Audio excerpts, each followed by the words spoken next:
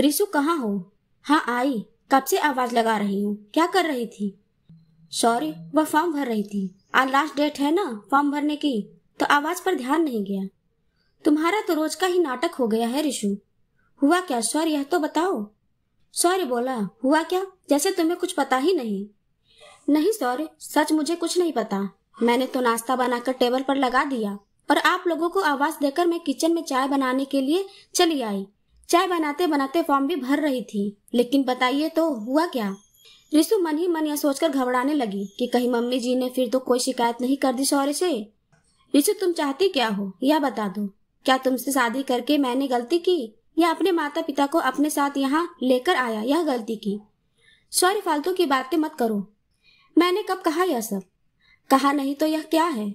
शौर्य ने टेबल पर रखे नाश्ते की तरफ इशारा करते हुए कहा, तुम खाकर दिखाओ इसे। टेबल पर रखे नाश्ते को चखते ही रिशु के मुंह का स्वाद बिगड़ गया और बोली, सॉरी सॉरी, जल्दी जल्दी में नमक डालना भूल गई। वह पापा के लिए बिना नमक वाला निकालना पड़ता है, इसलिए लगता है निकालने के बाद सब लोगों के लिए नमक डालना भूल गई। अभी लाती हूँ। रहने दो, तुम ही खाओ, अब मुझे देर हो रही है।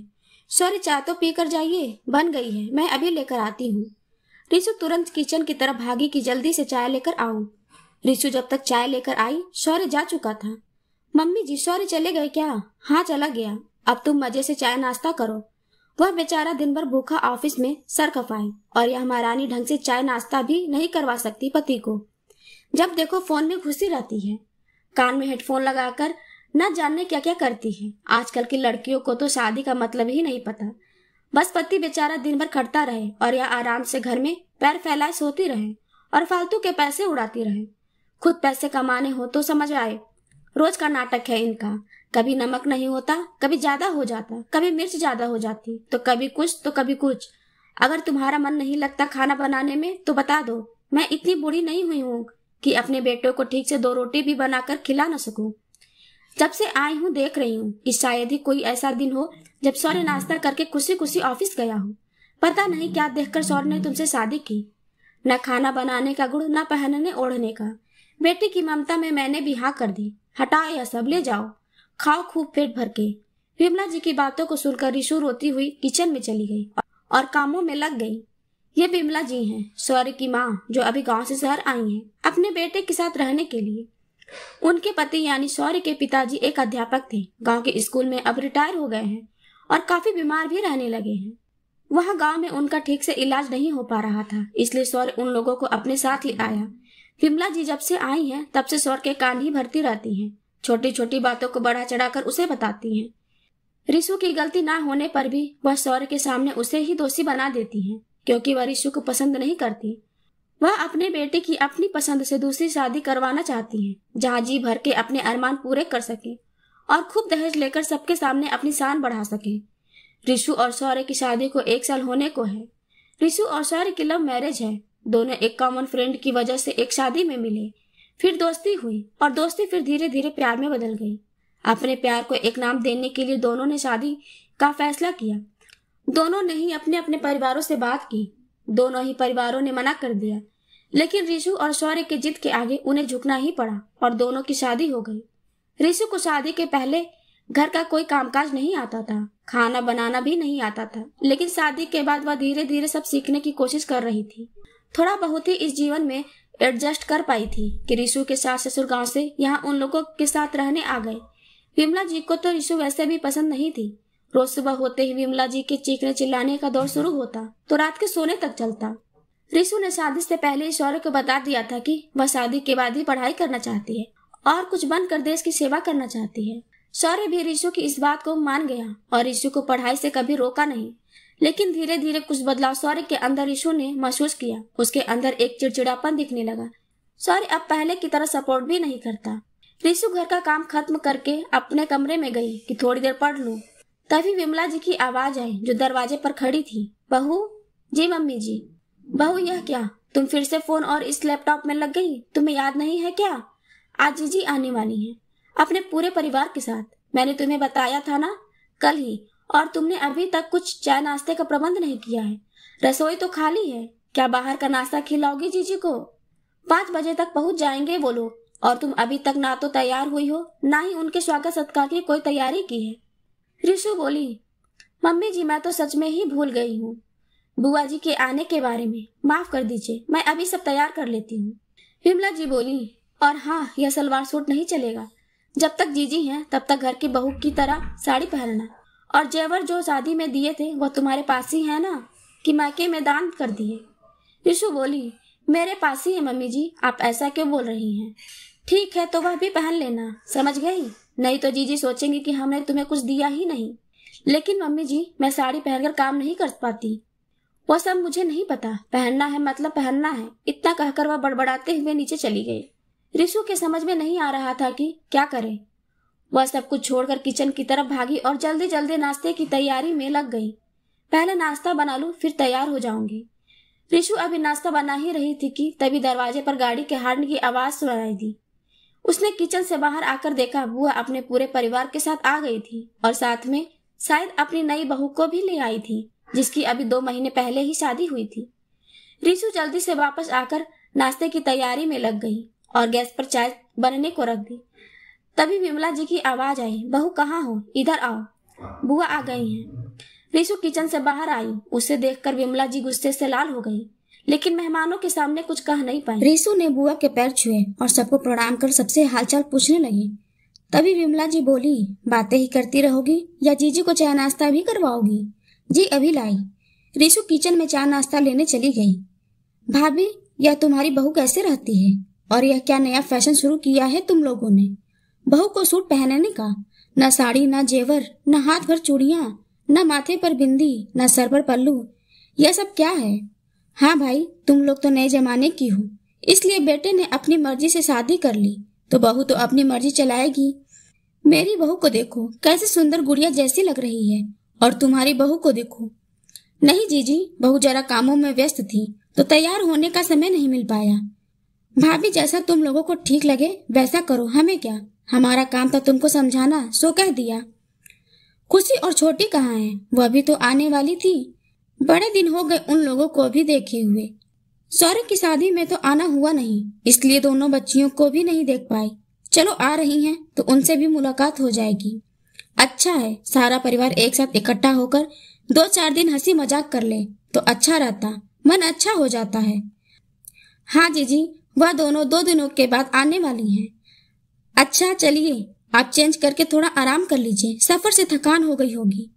विमला जी अपनी ननद यानी शौर्य की बुआ को रूम में पहुंचाकर आग बबूला होते हुए सीधे रिशु के पास पहुंची और गुस्से में आंखें दिखाते हुए बोली कि तुमसे मैंने पहले ही कहा था कि यह सब कपड़े बदल कर साड़ी पहन लो, फिर क्यों नहीं बदली तुमने? मेरी बेइज्जती करवाने की कसम खा रखी है क्या? जाओ जाकर बदलो, जब जीजी चली जाए तो जो चाहे पहनना, क्योंकि हमारी तो वैसे भी तुम्हारी नजर में कोई इज्जत नहीं है। अभी तक रसोई साफ नहीं की तुमने तो रात के खाने का इंतजाम कब करोगी? रात के खाने में 2-3 सब्जियां, पूड़ी, पुलाव, चटनी, यह सब बनानी है, समझी? जाओ जाकर यह सब बदलो। मेरा मुंह ही देखती रहोगी महारानी, या हाथ पैर भी चलाओगी? विमला जी की कड़वी बातें सुनकर रिशु आंखों में आंसू लिए अपने कमरे में चली गई। साड़ी और गहने पहनने की रिशु को आदत नहीं थी, इसलिए वह यह सब पहनकर काम भी नहीं कर पा रही थी। घर में मेहमानों के सामने वह घर का माहौल खराब नहीं करना चाहती थी, इसलिए किसी तरह कामों में लगी रही। शौर्य के ऑफिस से आने के बाद सभी खाना खाने बैठे। रिशु ने सबकी प्लेट लगाई और गर्म पूड़ी लेने के लिए रसोई में चली गई। भाभी, अगर मेरे आने से तुम्हें तकलीफ थी तो पहले ही बता देती, हम लोग नहीं आते। मेरे बेटे बहू के सामने मेरी इस तरह बेइज्जती करने की क्या जरूरत थी? जीजी, यह आप क्या कह रही हैं? मैं भला ऐसा क्यों चाहूंगी? और आप ही बताइए, कभी मैंने आपका स्वागत सत्कार करने में कोई कमी की हो तो? अच्छा तो यह क्या है, खाकर देखो इसे। शाम को भी वही हाल था। तुम्हें तो पता है मुझे मीठी चाय अच्छी लगती है। चलो उसके लिए नहीं कहती हूँ, हो सकता है तुमने बहू को ना बताई हो, लेकिन अब यह बेस्वाद खाना मुझे नहीं खाया जाता। अपने बेटे बहू के सामने मैं तुम्हारे खाने की कितनी तारीफ किया करती थी, और तुमने यह खाना खिलाकर उनके सामने मेरा सर ही झुका दिया। विमला जी ने और शौर्य ने उनके प्लेट से खाना चखा और उनका भी मुंह बिगड़ गया।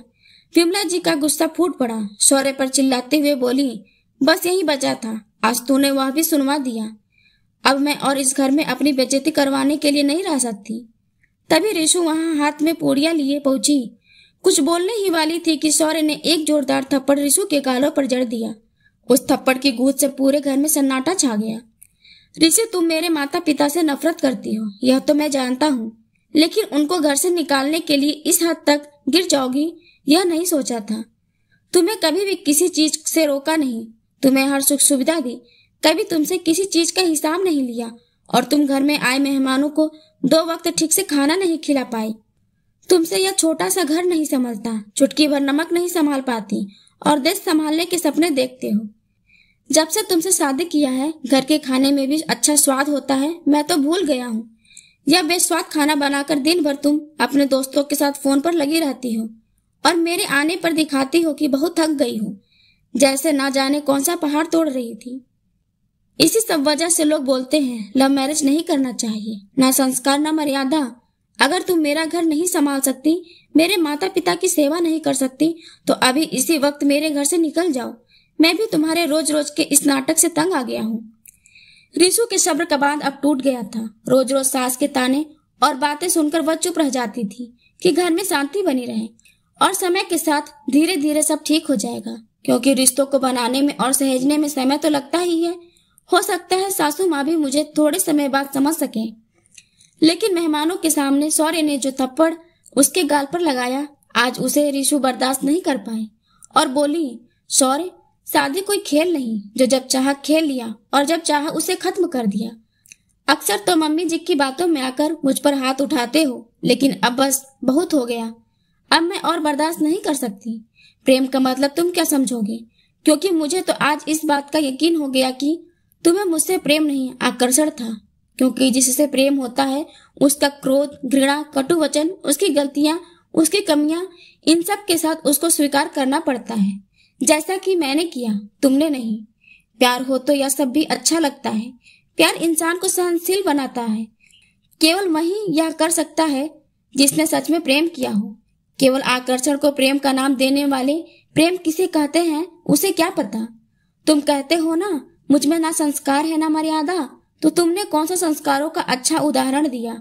हर रोज दूसरों की बातों में आकर बिना सच को जाने मुझे दोषी बनाना, लोगों के सामने अपनी पत्नी पर हाथ उठाना, यह कहाँ का संस्कार और मर्यादा है। कहते हैं बहू गृह स्वामिनी होती है और उसे एक सवाल पूछने का भी अधिकार नहीं। गृह स्वामिनी तो कहते हो, लेकिन तुम लोग उसे घर से निकालने की धमकी देते हो। यह कैसी गृह स्वामिनी है जिसका कोई घर ही नहीं। ऐसे गृह स्वामिनी होने से अच्छा है वह एक इंसान ही रहे जिसका कोई अपना घर तो हो। उससे जरा सी गलती हो जाए तो उसे बर्दाश्त नहीं कर सकते, उसे घर से ही बेघर कर देते हो।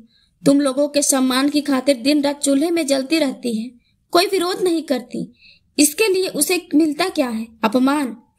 कहीं वह अपना अधिकार न मांग ले, इस डर से तुम जैसे लोगों ने स्त्री को अन्नपूर्णा बना दिया। कैसी अन्नपूर्णा, कैसी देवी जिसके खाने में भी रोक टोक हो। उसकी छोटी छोटी गलतियों को इतना बड़ा बना दिया कि वह खुद से भी नजरें न मिला सके। वह हमेशा अपने आप को ही दोषी मानती रहे और किसी भी अन्य का विरोध न कर सके, अपना अधिकार न पा सके, अपना सम्मान वह हासिल न कर सके। तुम कहते हो चुटकी भर नमक नहीं संभाल पाती, उसके सपने देश संभालने के हैं। हाँ, है मेरा सपना कुछ करने का, अपना वजूद बनाने का, अपने हिस्से का सम्मान पाने का, और मैं अपने सपने को जरूर पूरा करूंगी। शौर्य, पति को परमेश्वर का दर्जा देने से वह परमेश्वर नहीं बन जाता। परमेश्वर को कम से कम सही गलत का पता तो होता है। कोई भी फैसला सुनने या किसी को कुछ कहने से पहले उसकी बातों को जरूर सुन लेना चाहिए। यह प्लेट मैंने पापा जी के लिए लगाई थी, जिसमें गलती से बुआ जी ने खाना खा लिया। पापा जी रोज इसी कुर्सी पर बैठते हैं, इसलिए मैंने उनकी प्लेट इधर ही लगा दी और पूरी लेने चली गई। बाकी सबके खाने में नमक बराबर डाला है, लेकिन लगता है कि हमारे रिश्ते में प्यार रूपी नमक खत्म हो गया है, इसलिए यह बेस्वाद हो गया है। और जिस रिश्ते में विश्वास ना हो उसे निभाते रहने का कोई फायदा नहीं। मेरे माता पिता ने मुझे इस लायक बनाया है कि मैं अपना जीवन सम्मान पूर्वक जी सकूं और अपने सपने को पूरा कर सकूं। मैं तुम्हारे इस घर को छोड़कर जा रही हूँ, क्योंकि मैं अब और अपने आप को नीचे नहीं गिरा सकती। शाबाश बहू, आज तुमने इन लोगों को उनका असली चेहरा दिखा दिया। मैं तो कब से चाहता था कि बोलूं, लेकिन एक शिक्षक होने के नाते मेरा यह कर्तव्य था कि तुम अपने अधिकारों को पहचानो, इसलिए मैंने भी इस मामले में बोलने की जल्दबाजी नहीं दिखाई। और हाँ, अपने साथ मेरा भी सामान पैक कर लेना, क्योंकि जहाँ मेरी बेटी की इज्जत नहीं, वहाँ एक पिता कैसे रह सकता है। मेरे लिए तो इस घर का पानी भी हराम है। चलो हम अपने घर चलते हैं और तुम्हारे उस अधूरे सपने को पंख लगाते हैं, जिसे तुम इन जैसे घटिया लोगों के लिए बलिदान कर रही थी। शौर्य, आकर्षण और प्रेम में फर्क होता है, यह समझाने के लिए मैं सदा तुम्हारी आभारी रहूंगी। और हाँ शौर्य, यदि बार बार अपमानित होकर भी आपसे कोई जुड़े रहने की कोशिश करे तो इसका मतलब यह नहीं कि वह निर्लज्ज है। हो सकता है उसके जीवन में आपका स्थान उसके लिए सबसे अधिक हो। इतना कहकर ऋषु और शौर्य के पिताजी वहां से चले गए एक नई सुबह को देखने के लिए। अगर आपको मेरा वीडियो पसंद आए तो मेरे चैनल को सब्सक्राइब करें, वीडियो को लाइक करें और कमेंट करके जरूर बताएं कि आपको मेरा वीडियो कैसा लगा।